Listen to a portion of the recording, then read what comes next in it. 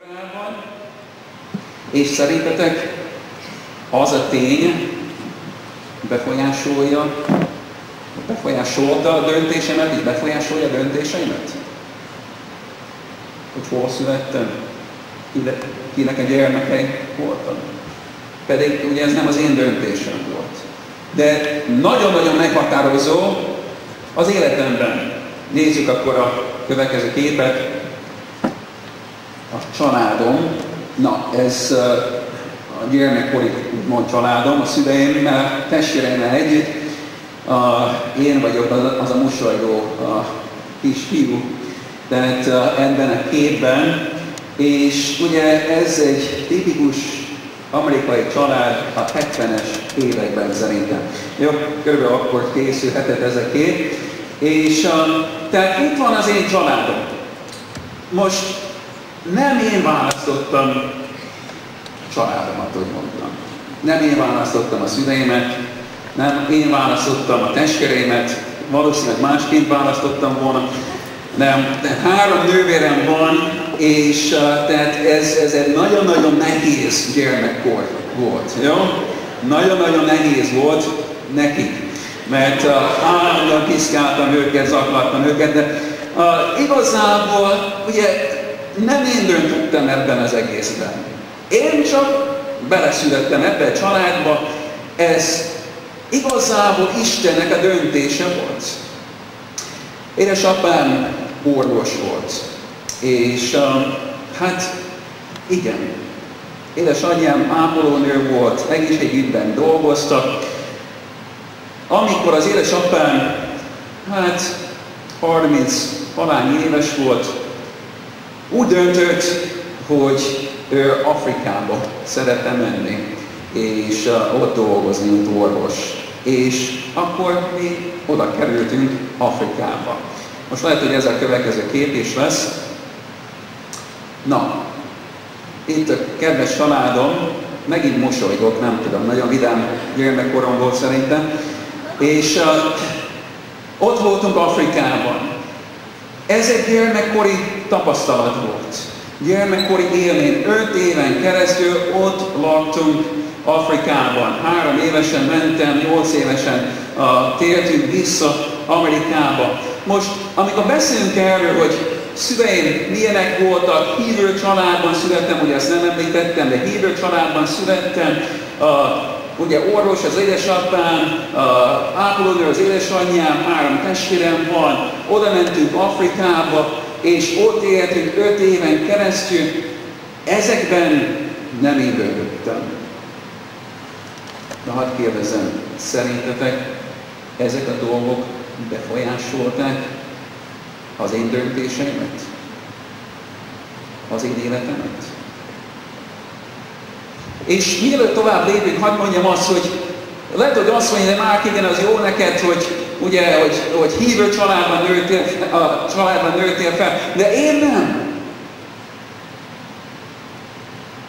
Jó? Szerintetek Isten ezt tudta előre? Vagy a te életedben ez másként történt? A te életedben az, hogy hitetlen szülőknek a gyermeke vagy, az csak a véletlenségnek a műve volt? Vagy ebben is hozott döntés az Úr? A te családodba helyezett téged? Valami oknál fogva? Ugye látunk sok mosolygó képet eddig, ugye család gyermekkoromban lehet, hogy azt mondod, hogy hát az én képeimben nem mosolygnak. Nem volt olyan vidám a te gyermekkorod. Lehet, hogy a szüleid váltak. Lehet, hogy egy édesapa vagy egy édesanyja meghalt. Lehet, hogy borzasztóan a szegény körülmények között nőttél fel, vagy nősz fel ma. És lehet, hogy azon gondolkodsz, hogy miért kerültem ide, miért kerültem ebbe a családba. Én azt akarom mondani neked, hogy Isten Úr a te születésed felett, a te gyermekkorod felett, a te családod felett és Isten oda helyezett téged az ő tervéből, az ő bölcsességéből. És azt fogjuk látni, ahogy folytatom, hogy ezek mind adnak nekünk alapot az életünkhöz. Majd visszatérünk rá. Jó, ezt csak úgy viccként raktam be, afrikai barátaim. Egy kicsit kilógtam a sorból, de jól éreztem magam. Jó, képességeim. Tehát, ugye Amerikában nőttem fel, és Indiánában, az államban, ott ugye a kosárlabda ugye az úr, nem az amerikai futball, és ugye, ha oda mennél, akkor minden háznál van egy kosárpalank, és mindenki ugye kosárazik is. Úgyhogy én is, és azok a fizikai adottságok, fizikai képességek, tehát ugye ezt Istentől kaptam. És ez mindig így van. Következő lehetőségem. Hát ez talán nem látszik annyira jól, de ugye itt diplomaosztó alkalom. De beszéltünk a lehetőségekről is. Jó, van, amikor esetleg az életben teremtek lehetőségeket magamnak. Nem mondom, hogy most az nem lehet. De én azt mondom, hogy főleg amikor gyermekkorunkról van szó, tehát vannak lehetőségek, amiket nem mi választottunk. Lehetőségek esetleg tanulásra, lehetőségek esetleg a sportolásra, lehetőségek bizonyos dolgokat megtapasztalni, ahogy mondtam, mivel én Afrikában éltem 5 évig, ugye ez is egy lehetőség, ami nem adatik mindenkinek.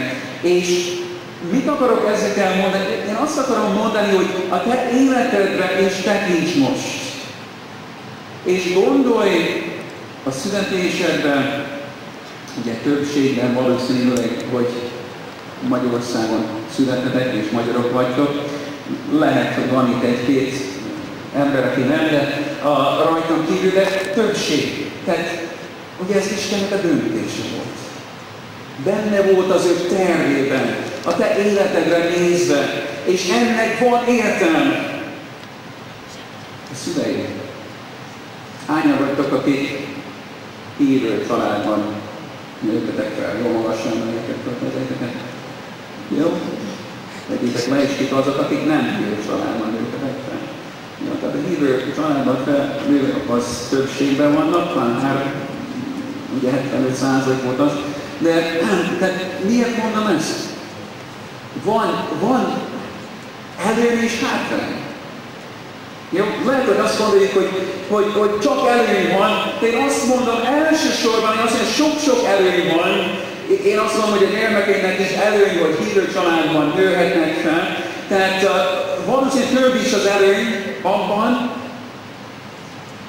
de van egy hátrány is. És mi lett a hátrány? Nem tudom megérteni annyira teljes mértékben azoknak az életét, akik nem hívő családban nőnek fel. Nem tudom, hogy ezt értitek el.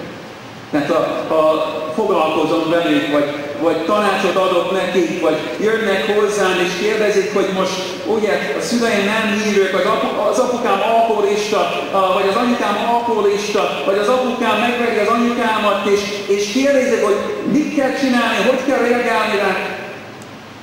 Én tudok a Bibliából valamit mondani, de saját életemből nem. Saját tapasztalatomból nem. És tudjátok, ha te abból a háttérből megtértél, és esetleg egy élet hívő lettél vagy leszel, és egyszer jön hozzád egy fiatal, és azt mondja, nem tudom mit csinálni otthon. Nem tudom, hogy mikor kell szót fogadni, és mikor nem. Nem tudom, hogy kell reagálni erre vagy arra az én családomban, mert a szüleim nem hívők, és állandóan veszekednek, vagy látod, tiltják, hogy elmenjek gyülekezetbe. Mit csináljuk? És te sokkal jobban fogsz tudni segíteni nekik, mint én. Értitek ezt? Mert azt tudjátok mondani, hogy ezt értem. Én is ott voltam. Én is tudom pontosan, milyen lesz. Én is küzdöttem ugyanezekkel a dolgokkal. Értitek ezt? Úgyhogy, ahogy nézünk a családra, ha nézünk a születésünkre, ahogy nézünk a képességeinkre, tehetségeinkre, nagyon jó volt a dicsőítés, gratulálok nektek, de nem mindenki tud úgy énekelni. Én biztos, hogy nem. Jó?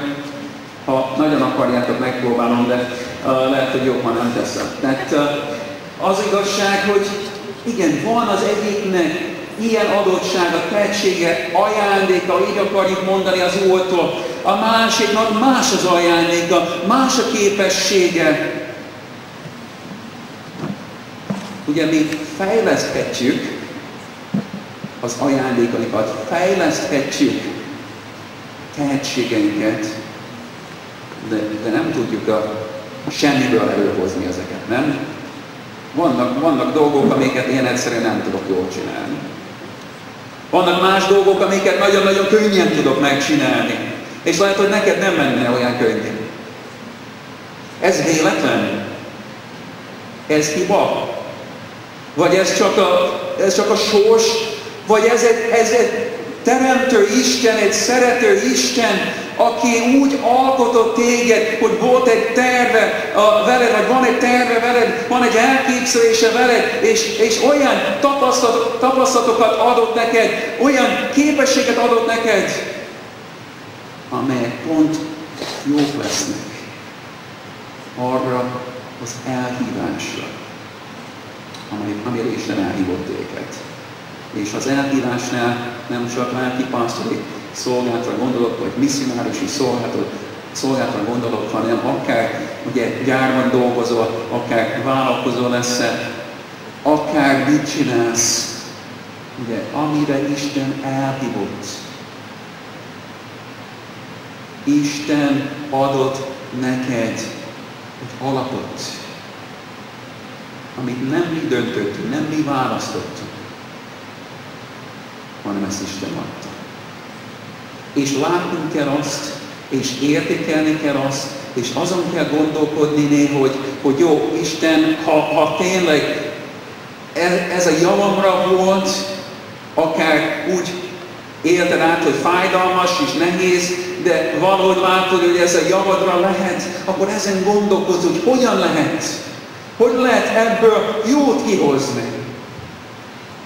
És engedni, hogy Isten ezt a jót kihozza belőle. Úgyhogy vannak dolgok, amikben Isten döntött. Ezeket próbáltam felsorolni a saját életemből. De voltak az életemben is olyan döntések, ugye, amiben én döntöttem. Amiben nekem kellett dönteni. És hadd mondjam azt, én hiszem azt, hogy ezekben a döntésekben én másként dönthettem volna. Én hiszem azt. Az első nagyon nagy, komoly döntés megtérésem. Most nem biztos, hogy a megtérésem napján készült ez a kép, csak kerestem egy képet. Tudom, hogy 10 éves voltam. Lehet, hogy valaki azt mondja, hát meg lehet térni 10 évesen? Hát én hiszem, hogy én 10 évesen megtértem. Egy gyermektáborba, a keresztény gyermektáborba elmentem, és én emlékszem a mai napig, hogy ott ültem a sorokban, és egy evangélista prédikált, és beszélt tehát az örök életről, de beszélt az örök kárhozatról is, és a végén feltetett kérdés, hogy tudom-e, vagy tudjátok-e, vagy tudjuk-e biztosan, hogy a meghalnánk, hogy a mennyre jutnánk-e.